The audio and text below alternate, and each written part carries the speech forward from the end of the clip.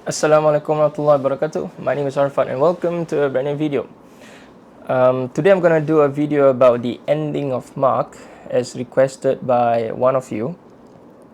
And the ending of Mark has been a subject of debate and will continue to be the subject of debates for a very long time.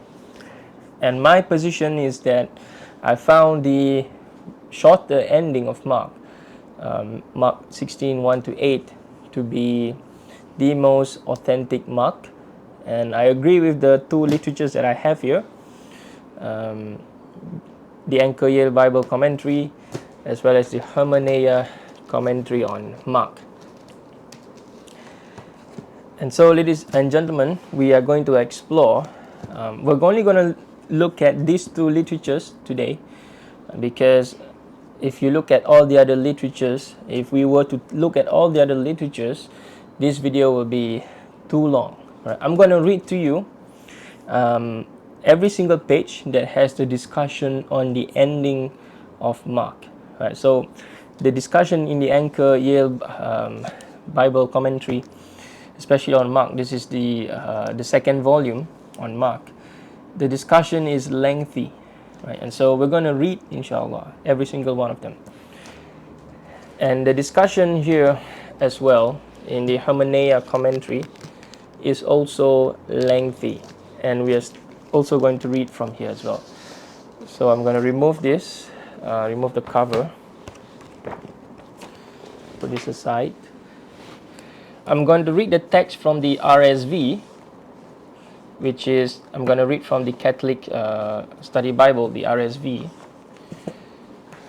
because though these two authors translated the text, right, but the people out there are not, the translation are not widely available to the people out there. And so the RSV is widely available. People can go to Bible Hub. So I'm going to read the RSV just so that we have common platform when it comes to the text. Right. So we're going to begin with Mark here. I'm going to read chapter 16. And as I read, well, this book will explain it, right? But we're going to look at the book because I thought about summarizing what I was going to say or what the book says, but I will summarize at the end. So this is Mark chapter 16, right? The RSV. When the Sabbath was past, Mary Magdalene and Mary the mother of James and Salome bought spices so that they might go and anoint him. So they want to anoint a dead body. Right? And very early on the first day of the week, they went to the tomb when the sun had risen. And they were saying to one another, "Who will roll away the stone for us from the door of the tomb?" Right? And looking up, they saw that the stone was rolled back, for it was very large. And entering the tomb, they saw a young man sitting on the right side, dressed in a white robe, and they were amazed. He said to them, "Do not be amazed. You seek Jesus of Nazareth, who was crucified. He has risen, but is he not here? But he is not here. See the place where they laid him. But go, tell his disciples and Peter that he is going before you to Galilee. There you will see him as he told you." And they went out and fled from the tomb, for trembling and astonishment had come upon them, and they said nothing to anyone, for they were afraid. The very famous ending here, right? The Mary and Salome did not tell the disciples because they were afraid, right? What are they afraid of, right? Basically, they were shocked, they were astonished, they're basically afraid of what just happened, right? Because they brought spices, in an ordinary instance, in an ordinary situation, right? The dead body would be there, right? Because first they're worried about who's going to roll away the stone, right? Because they need to anoint this dead body. And so when they got there, the stone has already been rolled away. So they were amazed, right? This is also part of their amazement. Because who would have rolled away the stones, right? People would definitely want the body would have definitely been stolen. Right? And so when they got in there, The body wasn't there, but instead they found a young man was there. And so this is they're also shocked because of this incident. And then the next thing is that they look at the place, because the young man told them, look at the place where they had laid him. He's not there, right? He had risen, right? Because he's no longer there. Right? So how could a dead body came back to life, right? And so they're amazed and they're afraid because of this. They do not tell their disciples. Right? And so there's a lot of plausibility why later redactors of Mark would want to add. Right? And so we're going to read from 9 to 20. And when he rose early on the first day of the week, he appeared first to Mary Magdalene, from whom he had cast out 7 demons. She went and told those who had been with him, as they mourned and wept. But when they heard that he was alive and had been seen by her, they would not believe it. After this, he appeared in another form to 2 of them as they were walking into the country, and they went back and told the rest, but they did not believe him. Afterward, he appeared to the 11 disciples. He appeared to the 11 themselves as they sat at table, and he upbraided them for their unbelief and hardness of heart, because they had not believed those who saw him after he had risen. And he said to them, go into all the world and preach the gospel to the whole creation. He who believes and is baptized will be saved, but he who does not believe will be condemned. Right? If you are familiar with Matthew, right, this is what Matthew actually, the ending of Matthew is actually about. And these signs will accompany those who believe. In my name they will cast out demons. They will speak in my tongues. They will pick up serpents. And if they drink any deadly thing, it will not hurt them. They will lay their hands on the sick and they will recover. So then the Lord Jesus, after he had spoken to them, was taken up into heaven and sat down at the right hand of God. And when they went forth and preached everywhere, while the Lord worked with them and affirmed the message by the signs that attended it. Amen. Okay. And so we're going to look here. We're going to first look at the Anchor Bible. Right, I'm going to read to you. This is page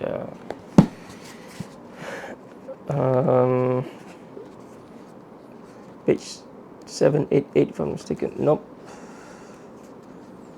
1088. Yep, I remember the page number. 1088.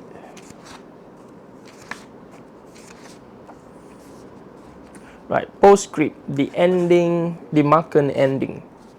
Right, this is, let me just show you the cover here. This is Mark. Okay, from the Anchor Bible. So page 1088. The greatest puzzle of Mark's enigmatic gospel comes at its conclusion. How did the story originally terminate? Most scholars agree that Mark 16:9 to 20 is non-Markan and subscribe to one of the 3 theories: that the original ending has been lost, that Mark was somehow prevented from finishing his gospel, or that he intended for it to end with the woman running away from the tomb on Easter morning, saying nothing to anyone, for they were afraid. This may come as a surprise to readers who are used to printed editions in which 16:8 is followed by a series of resurrection appearance stories, right, 16:9 to 20, as we have just read. Okay, the so-called longer ending. Right. And so these verses are found in the overwhelming majority of manuscripts and in all major manuscript families, and are tested already by Irenaeus, okay, against heresies in 185 CE, meaning the longer ending here is attested, right? Okay, and perhaps even earlier by Justin, okay, around 155 CE, Justin the Martyr. But they were almost certainly not penned by Mark, nor were they the original ending of Mark. Matthew and Luke follow Mark's narrative closely up to 16:8, whereas beyond it they diverge radically, suggesting that their version of Mark did not contain anything subsequent to 16:8. Right? Because Matthew uses 90% of Mark, and the ending of Mark suggests, the longer ending of Mark is Matthew and Luke. It is more plausible, given the material evidence, that Matthew and Luke do not have access, because they contradict one another heavily here, right? Matthew, Mark, and Luke, they contradicted one another heavily here. Right? Verses 9 to 20, moreover, do not exist in our earliest and best Greek manuscripts, okay, Sinaiticus and Vaticanus, both of which terminate at 16:8, as do the Sinaitic Syriac, about 100 Armenian manuscripts, the two oldest Georgian manuscripts, okay, from 897 and 913 of the Common Era, and all but one manuscript of the Sahidic Coptic, right? When verses 9 to 20 do appear, moreover, they are often separated from 16:8 by scribal signs, like an asterisk or an obeli, or by notations that state or suggest that what follows is not found in some witnesses, okay, like the Nestle Aland. Okay. Several church fathers corroborate the secondary nature of the longer ending. Eusebius, for example, asserts that the accurate ones of the copies of Mark end with the woman running away from the tomb. Okay, meaning Eusebius, the ending that Eusebius has, or the ending that Eusebius suggests to be the original, is the ending at 16:8. Okay, woman running away from the tomb, and this testimony is seconded by Jerome. Okay, one of the greatest early 5th century biblical scholar, Jerome. Right? Hesychius of Jerusalem and Severus of Antioch also attest to this. Right? It doesn't say that, but this is what it's trying to say here. Okay, and then I'll skip a few lines here. In the Catena attributed to Victor of Antioch, around circa 500, who takes the other side, meaning take the longer ending, the author admits that even in his day, most copies of Mark lack the longer ending. Okay. In some manuscripts, moreover, the longer ending does not follow 16:8 immediately, but it is preceded by the so-called shorter ending. Like, for example, the shorter ending, I'm just going to read here. And all the things that they had been commanded, they promptly announced to those around Peter. And after these things, Jesus himself also sent out through them, from east to west, the sacred and imperishable announcement of eternal salvation. Yeah. The shorter ending, however, is itself demonstrably late. It occurs on its own in one Old Latin manuscript, but neither in this form nor in combination with the longer ending does it have any support from the church fathers. Its vocabulary is non-Markan. 8 of the 12 words that are not prepositions, articles, or names are Markan, hapax legomena, when they only appear. They appear for the first time in the Gospel of Mark. Half of them are paralleled with the New Testament, predominantly or exclusively in the epistolary literature. Okay, the epistles, like the Pauline epistles, so on and so forth. The phrase, those around Peter, in the first sentence seems to be a deliberate attempt to assert Peter's primacy and thus to counteract both the negative implication of Mark, like 16:7, and a later pagan criticism of Peter. The concluding sentence, moreover, with its abstract, enthusiastic, and Hellenistically flavored language, the second and imperishable announcement of eternal salvation, breathes an atmosphere very different from the rest of Mark. right? And Westcott and Hort actually mentioned this.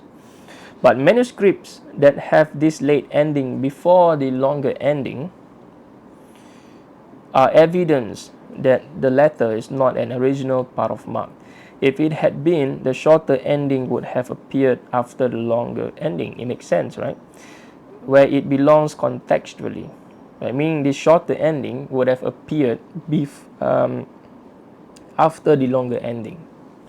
Right? Because the shorter ending is actually different text altogether than the longer ending. Right? So if the longer ending is original, right, then we can also argue for the shorter ending. Right? And so which part should we put it? Should we put the longer ending first, or should we put the shorter ending first? Right? But there's a lot of manuscripts that has the longer ending first, or the longer ending without the shorter ending. Right? And so what Joel here is trying to say is that because if we want to put the manuscript together, right, if we want to account for the originality of the shorter ending and the longer ending, or vice versa, or whatever it is, right, then the shorter ending makes more sense to be placed after the longer ending.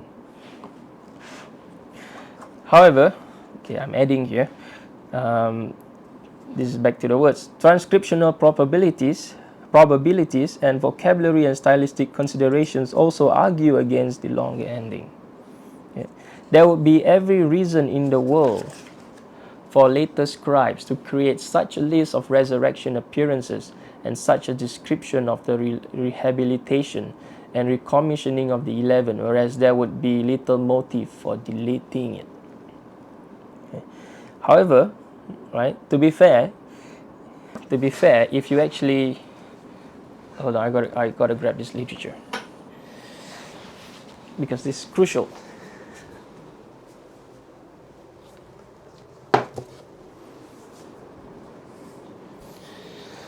To be fair, a study by James Royce, right, scribal intention, scribal habit in the Greek New Testament papyri, okay, plural for in the first 6 papyri that has been studied here, there is a tendency for scribes to actually delete text. Right? This is delete text rather than expand text. Alhamdulillah. Rather than expand text.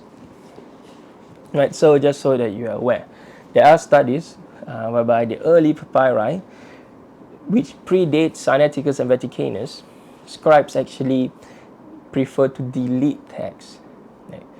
Whereas scribes added text much later on in the 3rd and 4th century, 3rd century onwards, but they would add text. But the studies of Royce here, Professor Royce, actually demonstrated that scribes actually has a tendency to delete text, okay, at least in the papyri. Okay, just so that you are aware. It was because there's a lot of studies out there that demonstrated that scribes actually expanded text, and yes, that is true for much later century. But when it comes to the isolated study of the 6 papyri manuscripts, scribes tend to delete text than actually to add text. Right. If scribes objected to the clauses about snake handling and poison drinking, okay, they could have eliminated 1618 AB. Okay, there's 1618, rather than taking the drastic step of excising the whole passage. Right? Meaning, if scribes do not like the drinking poison passage, they could have easily deleted it, just like all the other scribes.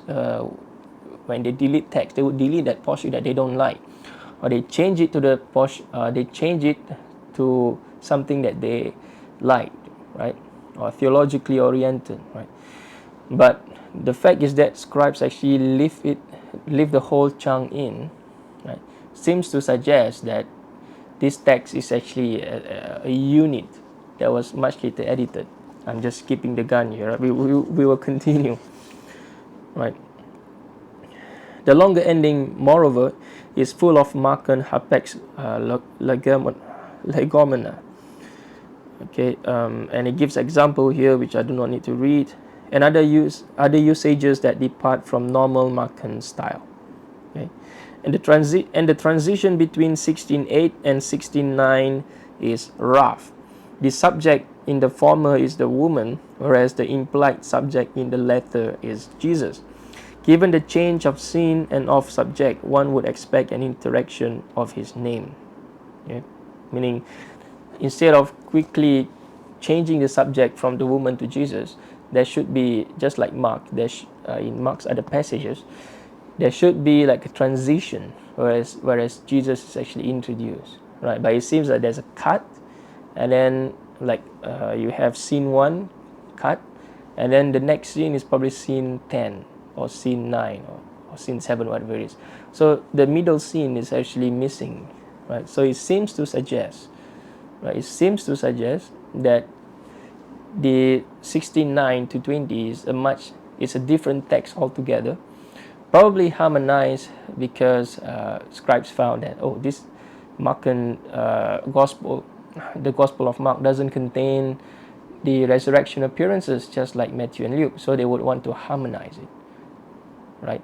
But for some reason, again, this theory is also refutable in itself, because if scribes are aware of this text from Matthew and Luke, why not they just copy Matthew into Mark instead of reinventing the whole thing, right? Because the resurrection appearance is a completely different story in Matthew, Mark, and Luke, right?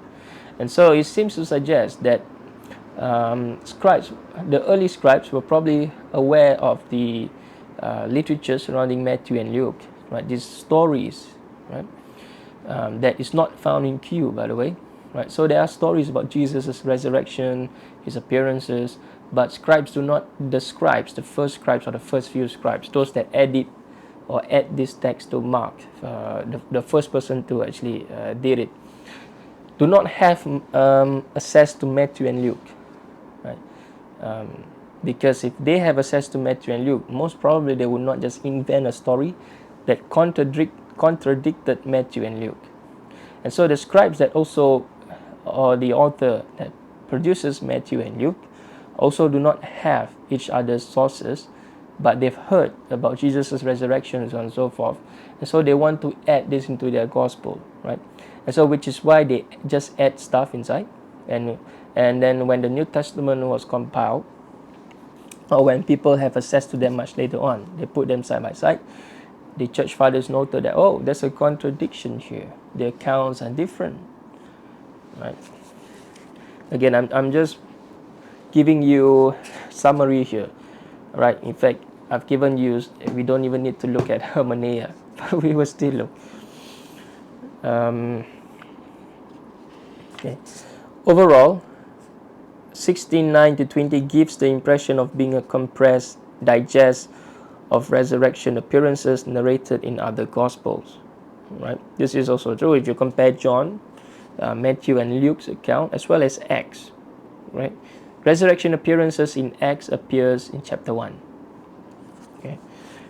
Theoretically, to be sure, the resurrection narratives in the other Gospels could be expansions of the notices in Mark 16:9 to 20. Right? This could also be a plausible theory, especially in John. Right? Without the appearing without the what Jesus became a gardener part. Right. But Mark is generally more detailed than Matthew and Luke in the passages that all three share. By contrast, the narratives in 16:9 to 20 are sketchy, and at least one of them, the story of the appearance to two travelers in another form, is so compressed that it would not make sense to readers who did not know Luke's Emmaus story, the road to Emmaus. Before leaving the subject of the longer ending, it should be noted that Washingtoniensis, this Codex, I always can't pronounce, Codex Washington, a 4th to 5th century manuscript housed in the Freer Gallery of Art in Washington, D.C., includes in its version of the longer ending as interesting saying between 1614 and 1615. This phrenologion, okay, runs as follows. Right? And they, the 11, were excusing themselves, saying, "This age of lawlessness and disbelief is under Satan, who does not allow the unclean things under the Spirit." Okay, those under the unclean spirits, right? Probably to grasp the truth of God and His power. "Therefore, reveal your righteousness already," they said to Christ, and Christ foretold to them, "The limit of the years of the rule of Satan has been fulfilled, but other terrible things are drawing near." Okay? And on behalf of those people who had sinned, I was handed over to death, in order that they might turn to the truth and no longer sin, in order that they might inherit the spiritual and imperishable glory of righteousness in heaven. This saying is stylistically and thematically different from the rest of the longer ending, and it is very unlikely that it formed an original part of that passage, meaning it's an interpolation. But it is interesting both for its apocalyptic urgency and for the way in which it portrays the disciples citing satanic oppression as an excuse for their faithlessness in abandoning Jesus. Although Mark would probably be unhappy with the whiny tone the disciples adopt here, he would agree both with the apocalyptic tenor of the passage and with the view that the apostolic abandonment of Jesus reflected demonic influence. Right. But is 16:8 the end? This is an interesting question, right? Is it the end? Because it is very weird, right? The woman did not say or did not tell to any of the disciples because they were afraid, right? This is like you're watching a movie halfway and then that's it, right? Like, what's happening? There must be a resolution, right? But if the longer ending, with its list of resurrection appearances and its commissioning narrative, is secondary, did Mark originally end with 16:8? Right?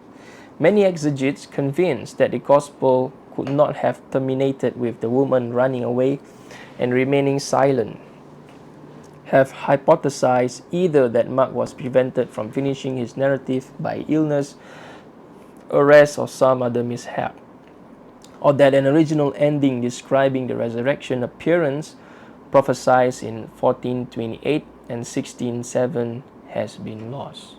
Right? One difficulty with both theories is that 16:8 seems to be the termination of the pericope that began in 16:1. Pericope basically means a portion of text. Okay. Let me get comfortable here.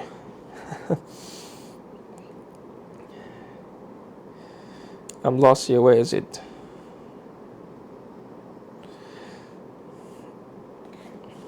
I'm really lost. Okay. Where the woman traveled to the tomb to anoint Jesus' corpse, now in a symmetrical conclusion, they flee from the tomb after hearing the message of his resurrection. It seems a bit too convenient that Mark should have been arrested or have gotten ill immediately after finishing a passage, or that a page should have ended or have been torn off precisely at this point of closure. Right? Put a side note here. With regards to the arrest illness hypothesis, moreover, one may wonder why, if Mark was suddenly removed from the scene, a member of his community did not complete the gospel for him. Right. So what the author is trying to say is that people who hypothesize that a page had been torn off, or that Mark probably died due to illness, why didn't his committee finish his gospel?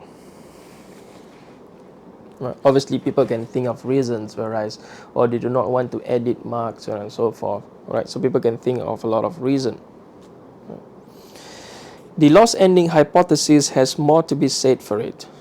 Okay, Bultmann and Smith have even suggested that the missing appearance story may now be found in the secondary ending of John.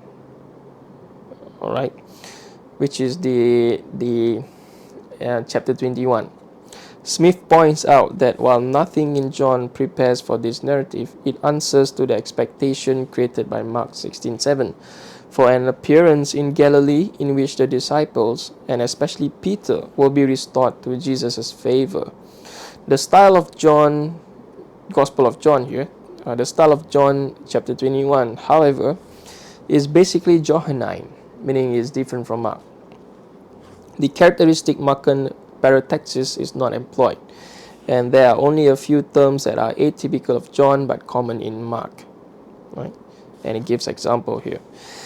If there is a Markan source here, it has been thoroughly worked over by the Johannine redactor.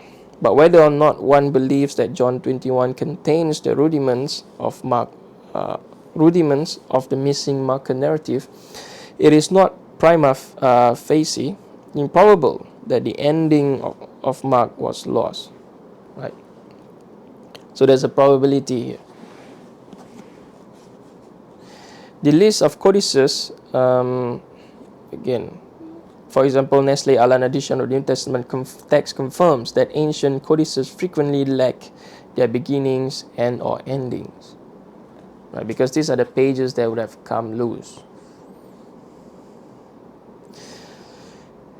And then it goes on and provides example of pages missing, right? Because these texts were probably been written by papyrus, on papyrus.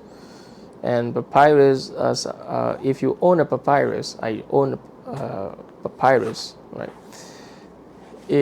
After a while, if you leave it exposed, after a while, right, if moisture, so on and so forth, it will it become flimsy and it will lose its rigidity, right? So papyrus breaks down easily, not as easily as paper, but after a while, can you imagine, right?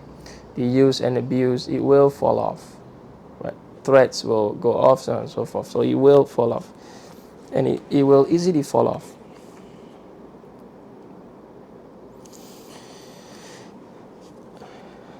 Bart Ehrman has remarked to me, however, that textual mutilation generally results from decades or even centuries of wear and tear.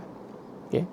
Whereas in the present case, we would have to posit a loss that occurred within a decade or so of composition, before Matthew and Luke had gotten their hands on Mark's work.